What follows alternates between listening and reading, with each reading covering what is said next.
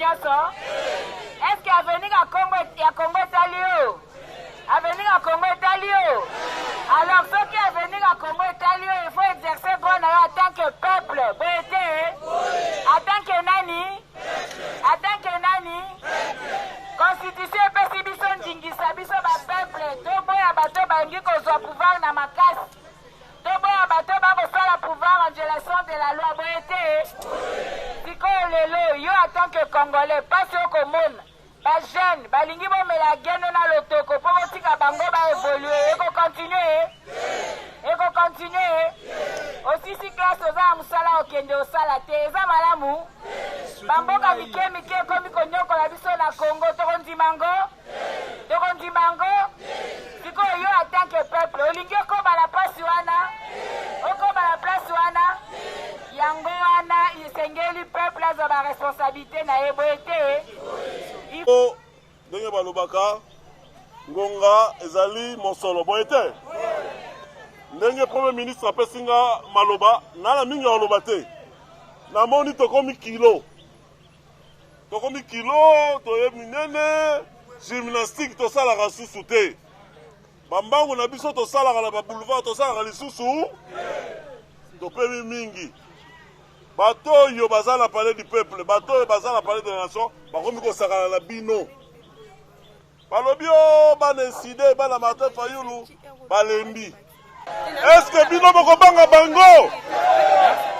Aye maboko makasi tope pa ba drapeau ya SID. Avec SID. Avec SID. C'est encore possible. Bandeko lelo esa mukolo ya kanda. Parce que data lelo ils ont rappelé biso janvier 2015. Na janvier 2015 tokomati na suka ya mandat ya pouvoir oyo eleki. Babandi ko multiplier ba obstacle. Lelo ekomi ndenge moko.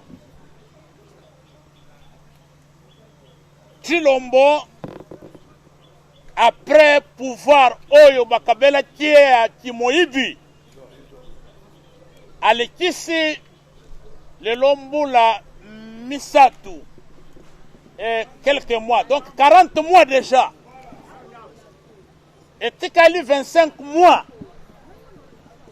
akende bakomi ko multiplier ba obstacle pour ba organiser ba élection.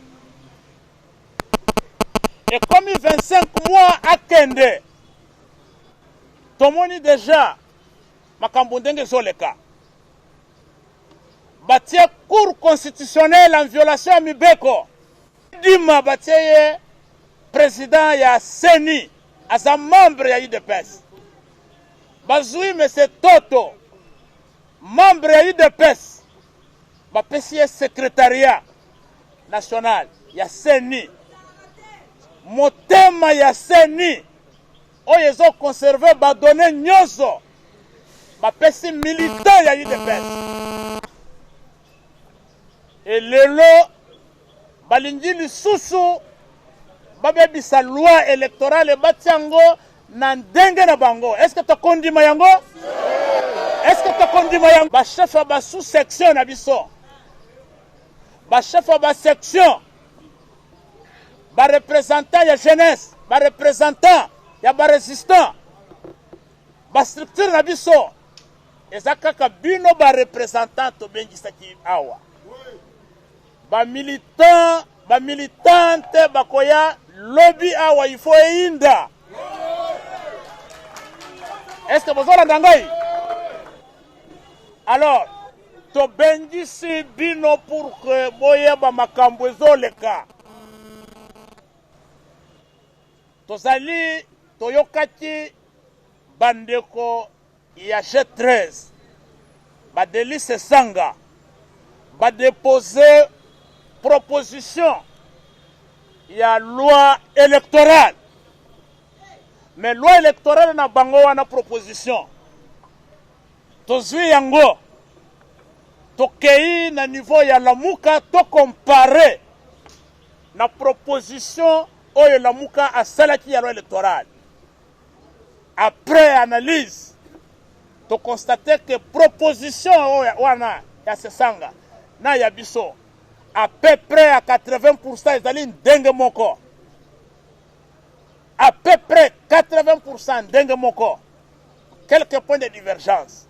Tolobi bandeko. Tokozala na ba proposition de loi eza à peu près ndenge moko. Mais Parlement oyo eza illégitime. Ere kokoma kuna. Est-ce que kozala lisusu ndenge moko? E kozala lisusu ndenge moko te. Nalingi na rappeler bino. Loi oyo ya seni babengaki loi Lutundula. Proposition ya loi Lutundula. Ezalaki clair. 5 personnes ya opposition na parlement. 5 personnes ya union sacrée. 5 personnes ya société civile. 15. Ere bakota ki na plénière. Est-ce que ba respecter yango? Est-ce que ba respecter ki yango? Ba changer nyonso. Ba changer nyonso. Sur les 15 membres. Bazui nyonso bapesi union sacrée. Et basali na mdenge na bango. Sikoyo batu wana bamesana ko violer mibeko. Est-ce que tu as na bango confiance pour que ba kende ko examiner loi électorale? Yango président élu alobi boye. Mbala oyo, il faudrait que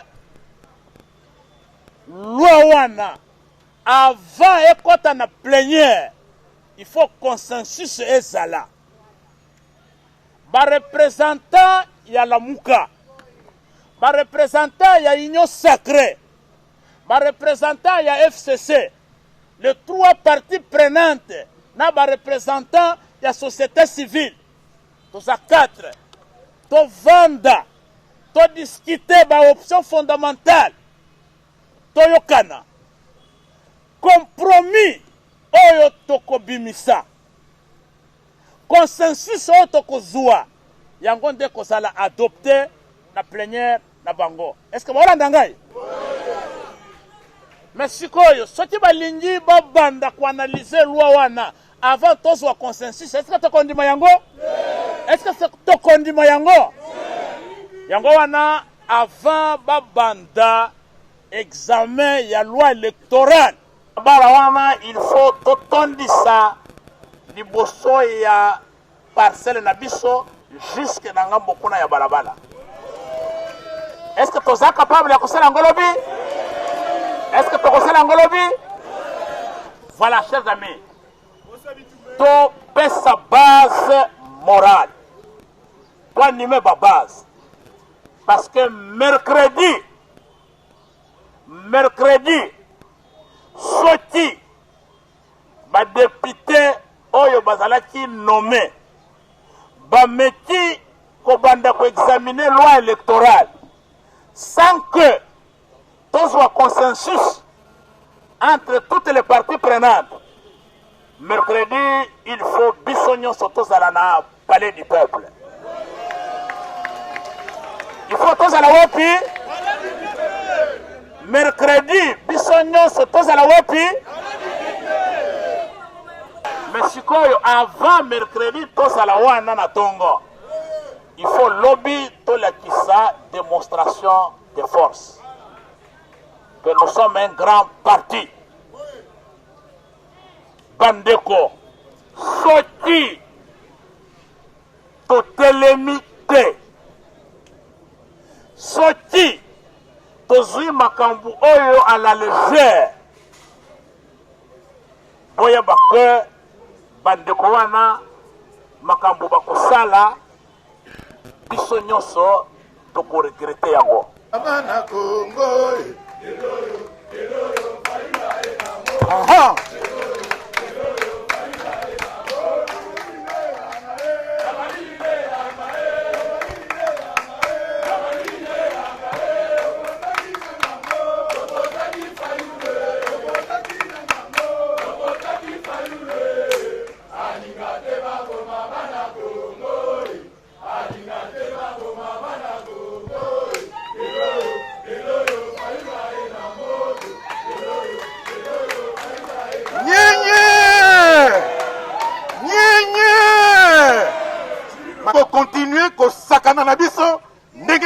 te. Tango bino ba cadre bokozonga na base ndenge secrétaire général à lobby koyebisa bango ke bakoki ko continuer ko sakana na biso na mboko te ndenge bango sakana na biso.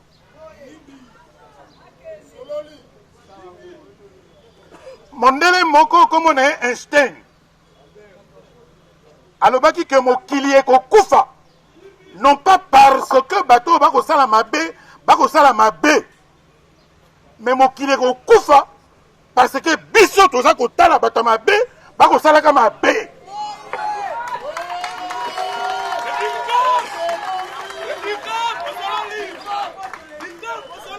Ce qui nous arrive, c'est avec notre complicité.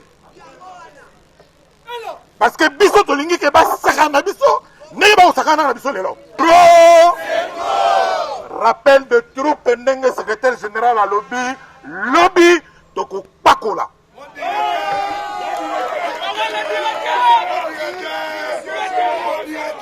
Na 2018 tozalaka awa na triomphal.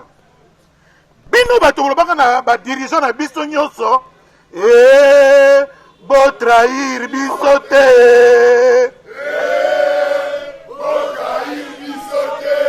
Pe ba leaders bake na Genève ba poni candidat commun. Comment on est nani? Tango to bimaki wana moko na bango alobaki le changement c'est Fayulu. Voyez bien. Oya ko trahir peuple comment on est nani? Tala li kama ba uto memela biso na kata mboka yango to na ngole.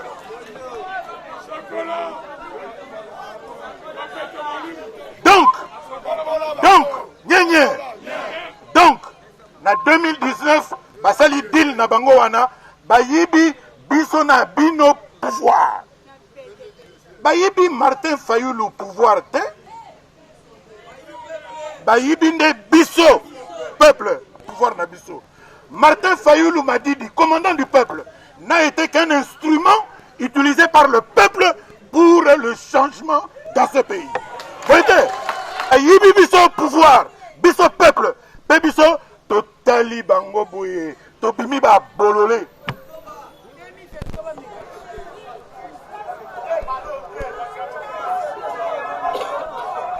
Lokola basi bazwaki bayibi biso souveraineté. Attendez, l'article 5 de la Constitution, hein, et le baka souveraineté, et ça na peuple boyete. Et ça papier te. Et le soki ezali ya yo ezali ya téléphone soki ezali ya yo ezali ya bongo soki omoni moto ayibi téléphone na yo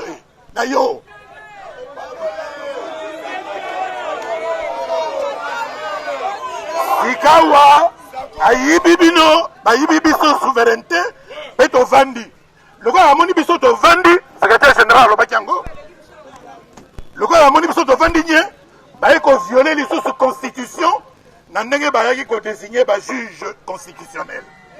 Parce que le juge constitutionnel, c'est lui qui va proclamer les résultats définitifs.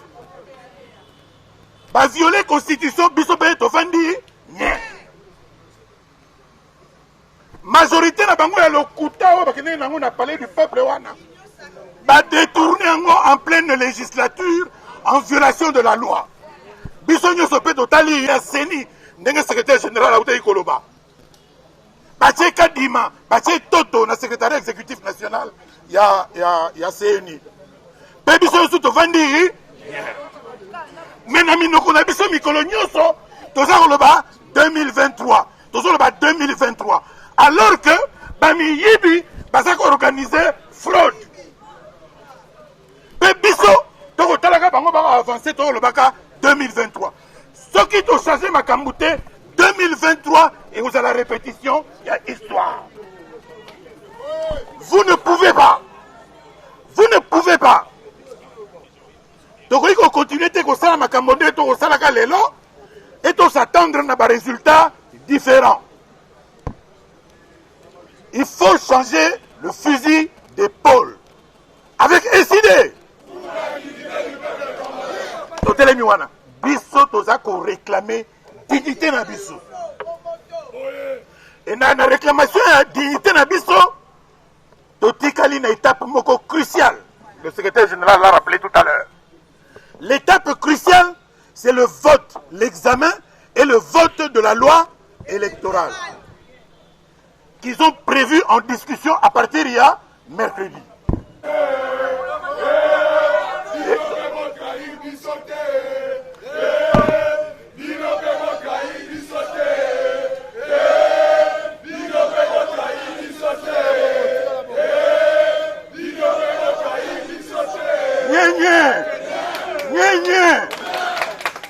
Ce qui ont exactement on est.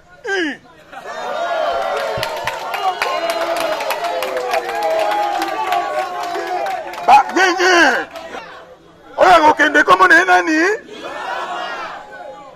Agolanda poto poto. Oya union salité. Boyete. Alors yango wana nangina loba boye pona sukisa. Tout en remerciant le secrétaire général de m'avoir accordé la parole. Nalobi boye. Awa boza ko zonga na ba base. Ni lobo be. Préparez-vous. En 2015, dans la semaine du 19 au 25, le régime passé voulait conditionner la tenue des élections dans le recensement. Vous savez qui?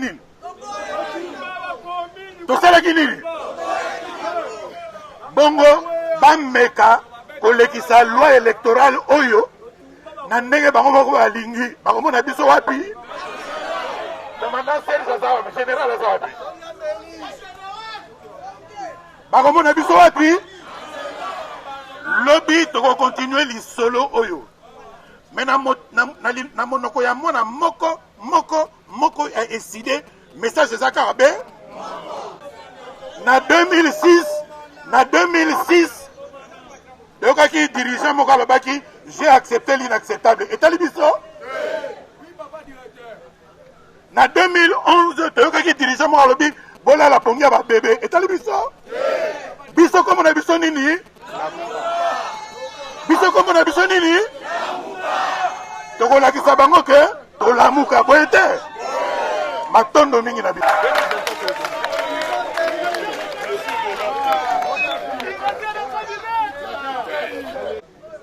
Tobandela, avec SID, avec SID, un Congo fort et prospère. Avec SID, C'est encore possible, c'est encore possible en 2023. Voilà, Bandeko Tokomi Nasuka. Manifestation Oyo Uti Kosalama. Ils allaient qui rencontre, il y a un chef de cellule, un chef de sous-section, un coordonnateur, il y a une section de Kinshasa, de Bayaki pour que soit message. Message, on a la préparation, il y a matinée politique et il y a lobby. Lobby mardi 19 avril 2022, 14h30, combattante, combattant, militante, militant, résistante, nyonso ya SID, biso nyonso lobby, liboso ya siège na biso. Donc sa formation politique munene, ya population, ya masse pour que tombe bongama. Il faut se préparer parce que banguna batelemi baso planifier fraude électorale. Ba imposa tibiso cour constitutionnel en violation ya mibeko ya mboka basali passage en force na CENI batia ba membre mibale ya IDPS na CENI monsieur Kadima na monsieur Toto basui CENI nyonso et comme parlement debout ya IDPS et lelo balingi ba imposer biso loi électorale oyo ndenge bango balingi yango tolobi bana Kinshasa, bana Congo, bana Lamuka, bana SID, biso nyonso to tellement pour que eloko wani salama te. Avant plénière, oye ko débattre loi électorale. Tolingi consensus. esalama entre baparti prenante oyo ezoparticipe na processus électoral. Baparti prenante bayebani Lamuka, Union Sacrée, Société Civile na FCC. To vanda, to yokana, to trouver consensus na ba option fondamentale ya loi électorale. C'est après avoir trouvé ce compromis, ce consensus, au biso tuzo linga. Yango de loi wana ekokende pour adoption na niveau ya parlement. Ce qui consensus exacté, ce qui ba option fondamentale to yokanité, to tellement na peuple mobimba pour que to empêcher ba frappeur ba Zouamboka en otage te.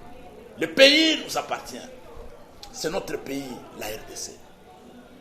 C'est le pays que nous allons léguer à nos enfants, à nos petits-enfants. Tokolinga jamais, dès que comme il est là, bazwa ba étranger, ba réfugiés encombrants, il y a ba pays du monde entier.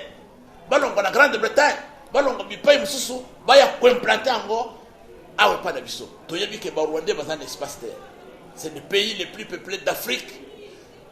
En termes de densité, au kilomètre carré, mais ça n'est pas terre. Et ils veulent faire de la RDC une terre de désordre. Jamais, jamais, alors jamais, Tokulinga et Lokwana. Yango, bana SID, bana Lamuka, bana de Konabison, nyons ba Congolais, c'est maintenant ou à jamais qu'il faut tout le monde. On a l'hypothèse, fraude que ça déjà ça planifié confisquer souveraineté na biso autre la kanango très très très très jalouse totalement lobby mardi 19 avril ça me donc donner temps du Bosnia siège à cité mais mercredi à me le faut tout du peuple pour que tous les qui sont dans le monde entier que consensus est très importante pour l'avenir de la processus électoral. Tolingi ba élection impartiale, libre, démocratique, transparente, inclusive et apaisée. Et l'élection est salama dans le délai constitutionnel 2023. À ta jour, il y a glissement de Kotolerangote. Ce qui est l'élection salamité, Chilombo, na bande naye, dégage. Lelo tobengaki bandeko nyonso ya ba structure na biso ya parti ba section ba sous-section ba mama ba jeune na ba résistant bomoni makambo nyonso ya kosalema na parlement ba liboso basalaki loi bakosi peuple basali loi na sens ya direction ya CENI bazwi bapesi IDPS responsabilité na poste nyonso bakaboli yango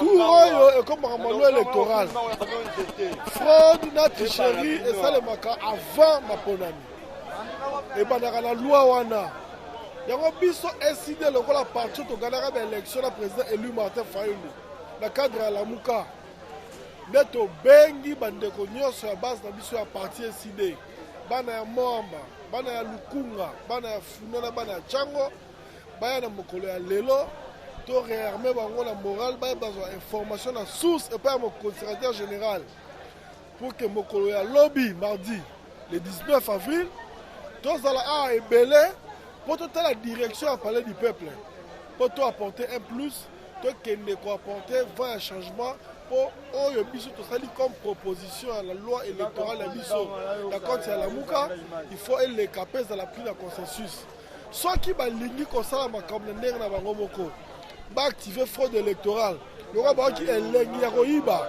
ndenge bayiba na 2018 ba kende sous na 2023 na sens wana ba kokutana peuple ya balabala ba kokutana décider et puis to kotikela bango nzela ata mukete omoni après tourner na biso tosali na Grand Équateur tobandaki na Lisala président Martin Fayulu akwesi Lisala toleki na Boyende malgré bakroka jambe batelemeli biso na balider akuna Martin Fayulu akwesi Boyende tekosukisa na mbandaka ezali chef lieu ya Grand Équateur babundisi biso kobanda Lisala babundisi tokwesi Boyende babundisi tokwesi Lisala et puis na Mbandaka les aki sombele suka bisanga ba meki président Martin Fayulu akwesi bango biso to lobaka bapesa inga losako babi losako ngala zoki sele bango na Mbandaka labi mokonga Fayulu tout à mabele te.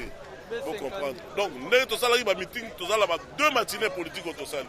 Lundi, il fallait que les responsables de la structure sur la partie. La population, les membres de la mission, les responsables de la structure de la partie. Il fallait communiquer bango parce que lobby mardi, donc ça la matinée politique, les bosso, il y a parti de la bisso, on a 3 boulevards triomphal, on a décidé pour communiquer le plan d'action na biso. Bomoni basaka na peuple mingi. Bomoni na niveau parlement, bande ko la biso baza na union sacrée, baza au sakana na peuple. Réforme la loi électorale, ba l'exango na ba institution na bango. Ba institution za na euti na ba élection moko biaisé. Illégitimité de l'institution va permettre de procéder à la réforme électorale, surtout pour la loi électorale. Bisso décidé depuis longtemps au Sengara que toutes les parties prenantes, je cite le FCC, l'Union Sacrée et la Mouka, y compris l'organisation de la société civile crédible, tous se retrouver autour d'une table pour ensemble de manière consensuelle de procéder à la réforme de la loi électorale. Bango bazo tia mato imangongi. Yango biso pour prévenir population, communauté internationale, tous mettre en témoin. Bato ba la bokonjo ba kota ki na ndenge ya fenêtre, ceux qui va insister, va procéder de manière unilatérale, ça va sangisa ba parti, prenant union sont va procéder à la loi électorale, la ba terrain sur mesure, ba ba ke ba okuta na peuple.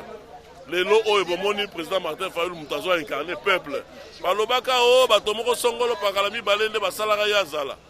Tokei na Mbandaka, tokei na Boende, tokei na Lisala, bomoni unanimité. Peuple aza sima ya leader na ye, ya président oya ponaki Martin Fayulu Madidi. Yango biso décidé, o toza na sima ya président élu, to décider boye.